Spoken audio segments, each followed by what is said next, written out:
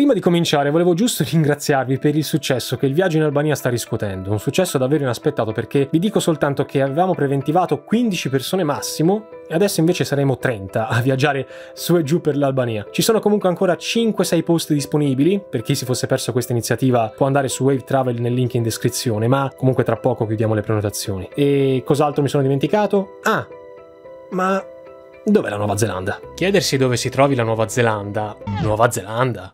Intendi la terra di mezzo? O meglio, per dirla in lingua maori, Aotearoa? Potrebbe essere una domanda superflua, soprattutto per le donne e gli uomini di cultura che seguono questo canale, modestamente. Tuttavia, chiedersi perché la Nuova Zelanda non compaia quasi mai nelle mappe è una domanda curiosa. Non sto parlando delle mappe del vostro Atlante De Agostini o del mappamondo in legno massello ereditato da vostra nonna. No, ma di quelle del bellissimo mondo social. Questa domanda fa parte di un cult memistico. Cult, non cult. Da anni esiste un subreddit con più di 100.000 membri, intitolato Mappe senza la Nuova Zelanda. E apparentemente esiste anche un sito web con lo stesso nome, con dei kiwi. Sui social si fa goliardia con mappe dell'emisfero australe prive della piccola Nuova Zelanda, che poi tanto piccola non è, visto che stiamo parlando di una nazione grande quasi quanto l'Italia. Ai neozelandesi non piace questa dimenticanza. 2 anni fa i kiwi se ne sono usciti con questa curiosa reclame sul Guardian. The next great conspiracy. New Zealand is disappearing off world maps. What?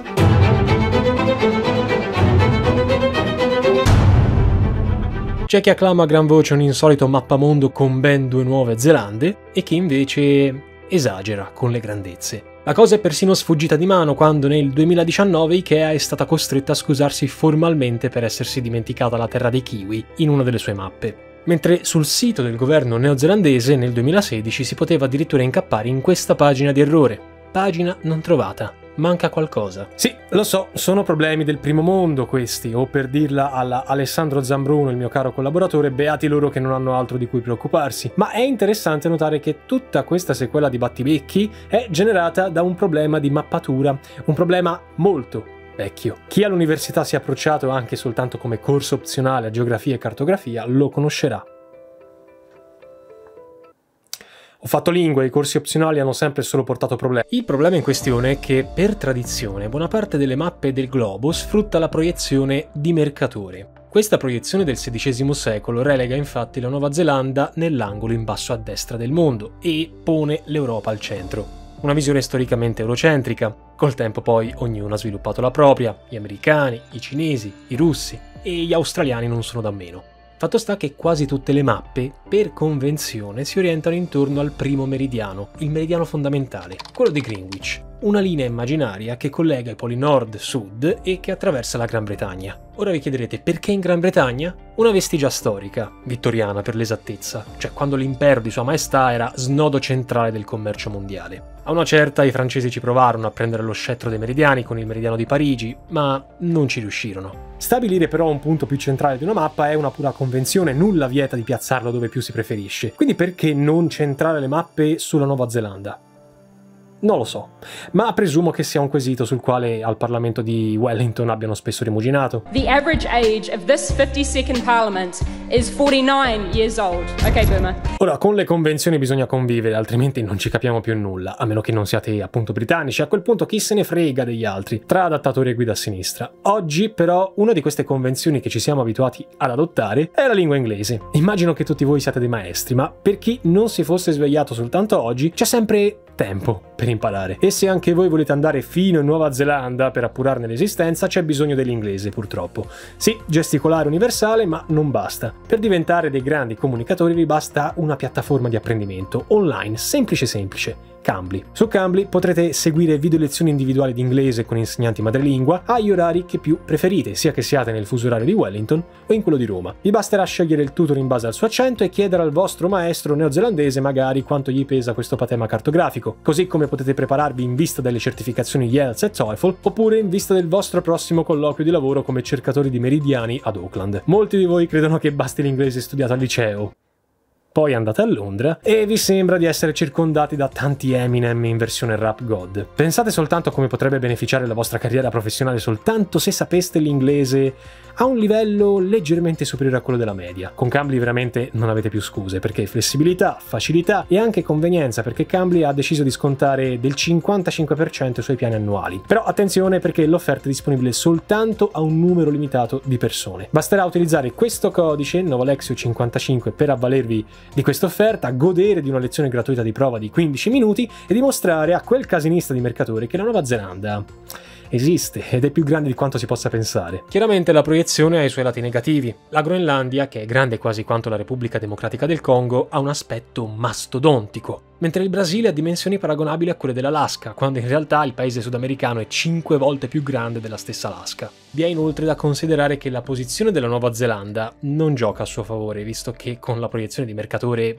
è facile dimenticarsene. Sì, non sarà una nazione con un grande peso politico a livello internazionale, All Blacks permettendo, ma la Nuova Zelanda è letteralmente nel mezzo di un oceano, distante da tutto e da tutti. 11.000 km dalla Cina, 8.000 dagli Stati Uniti e quasi 20.000 da casa mia a Novalandia. E cospirazione a parte, c'è poi una problematica visuale. L'occhio umano, in un'immagine, tende a seguire una gerarchia visuale, cioè una linea immaginaria a forma di Z, da sinistra in alto verso destra in basso, a zig-zag. Questo quantomeno nelle culture che leggono da sinistra a destra. Ma facciamo un giochino. Immaginiamo di prendere un inesistente volo diretto Firenze-Auckland. Con l'aggettivo inesistente, caro sindaco, non voglio assolutamente criticare l'inutilità dell'aeroporto di Peretola. Sul sito Great Circle Map, la tratta dell'aereo si rivolge a est, passa pericolosamente sopra la Thailandia e arriva infine in Nuova Zelanda. Ma se invece prendiamo lo stesso aereo da Dublino, in Irlanda, noteremo che la traiettoria passa da tutt'altra parte e che fa il giro del mondo sopra il circolo polare artico. Questo sebbene le due città siano all'incirca nello stesso quadrante del pianeta.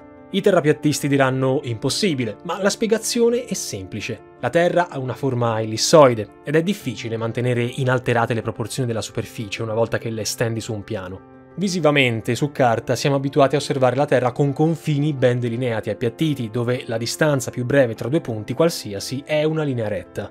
Ma il signor Gerardo Mercatore qui ci ha messo lo zampone. Mercatore, da cui deriva l'omonima proiezione, era un cartografo fiammingo del 1500. La sua proiezione cartografica era molto utile per la navigazione, soprattutto perché consentiva ai marinai di mantenere un orientamento lineare della bussola. Si poteva cioè impostare un punto di partenza e uno di arrivo e seguire tranquillamente la linea che li separava. Ma nonostante la sua indubbia popolarità, la trovata di Mercatore aveva e ha tutt'oggi un grande svantaggio. Era estremamente imprecisa in termini di proporzioni, in quanto aumentava le dimensioni delle terre che erano più lontane dall'equatore. Questo per la già citata difficoltà di rappresentare correttamente una sfera su un piano. Sul sito The True Size potete rendervi conto da soli del problema. Per effetto di questa distorsione, l'Italia, alle latitudini della Groenlandia, sembra grande quasi quanto tutta l'Europa messa assieme. Ed ecco che ritorna la sensazione di grandezza da impero romano.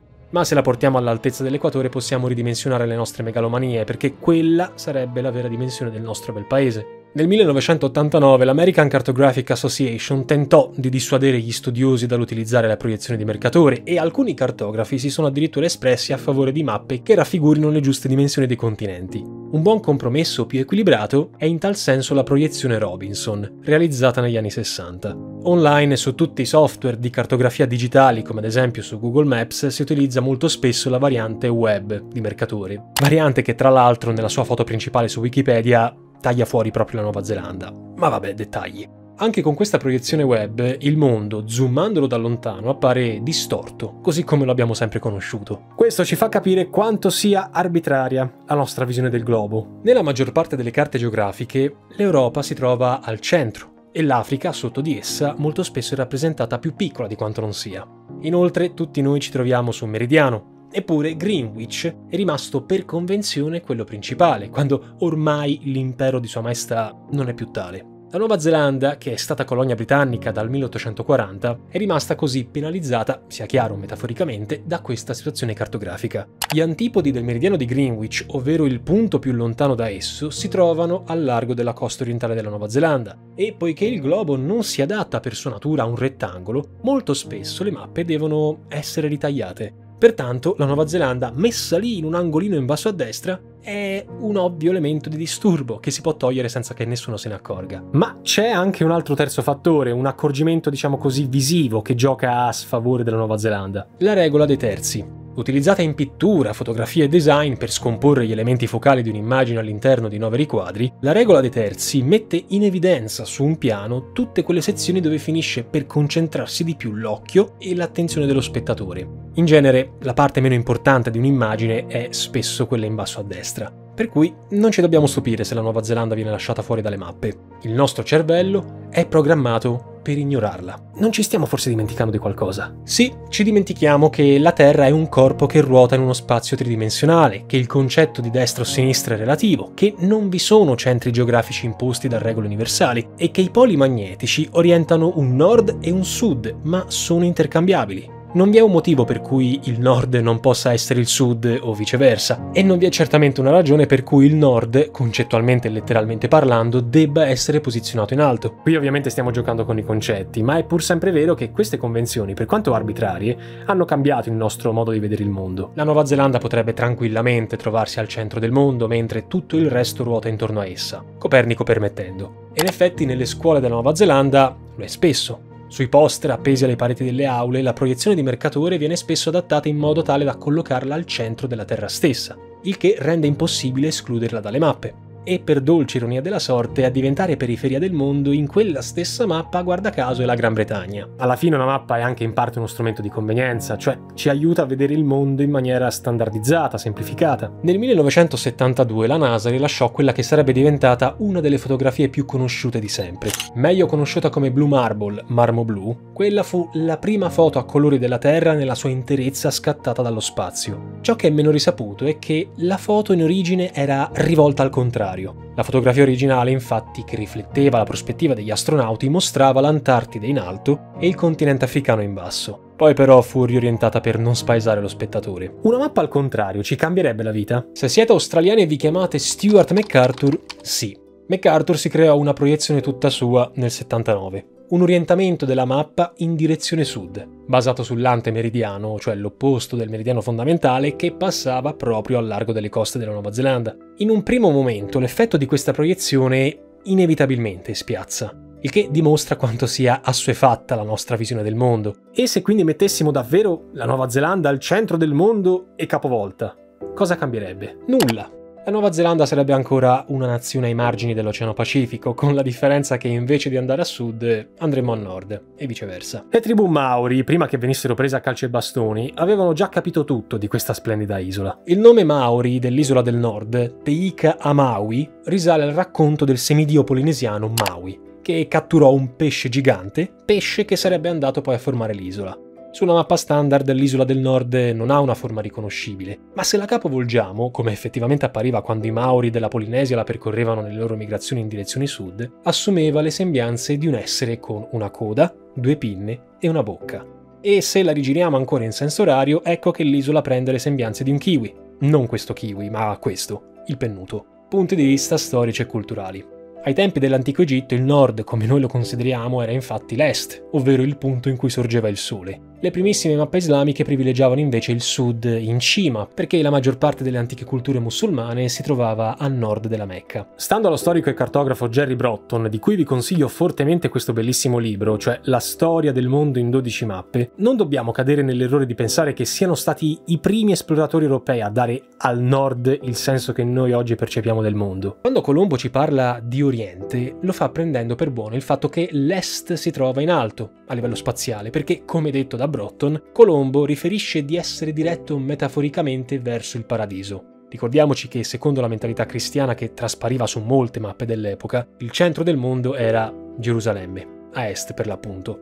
Ma quindi quando è che si è deciso a tavolino che le mappe dovevano puntare a quello che noi oggi chiamiamo nord e non, per esempio, a est? Beh, difficile dirlo con esattezza. Sicuramente, e qui c'è ancora il suo zampone, Mercatore, con la sua mappa, ha contribuito tantissimo nello sviluppare la mentalità nord-sud. Il nord fu messo ai margini alti della mappa perché in pochi si preoccupavano di quelle regioni artiche, faceva troppo freddo. Insomma, chi se ne frega di quelle regioni dimenticate da Dio? E poteva anche darsi che, ancora una volta, la regola dei terzi avesse influenzato le scelte del cartografo. Nella sua proiezione, l'attenzione dello spettatore ricade infatti dapprima al centro, l'Europa, e poi nella regione esplorata dai navigatori europei cinquecenteschi, le Americhe, che si trovano nel punto cosiddetto forte, in alto a sinistra. Al giorno d'oggi, però, nel mondo che il politologo Fukuyama ha definito erroneamente post-storico, le nazioni dovrebbero forse abbandonare questa concezione cartografica obsoleta, basata in modo neanche troppo implicito sul vecchio pregiudizio nord bello, sud brutto. In questo studio di psicologia, dove si chiedeva ai partecipanti in che punto esatto di un cerchio immaginario preferissero vivere, l'emisfero nord è risultato quello più scelto.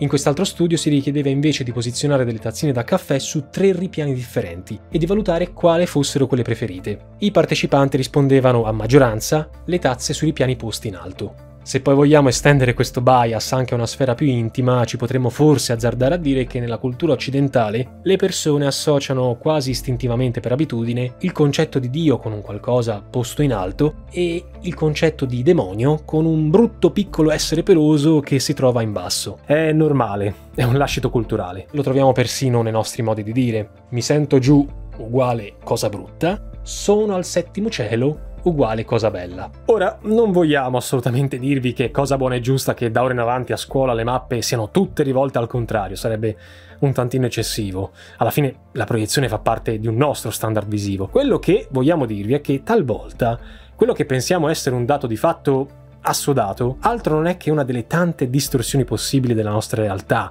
una variabile ammessa e concessa del mondo complesso in cui viviamo. E in fin dei conti, chi siamo noi per dire che mettere le mappe al contrario con la Nuova Zelanda al centro sia completamente sbagliato? Per aspera, ad astra. So che qualcuno di voi lo aspettava a gran gloria, questo ad astra.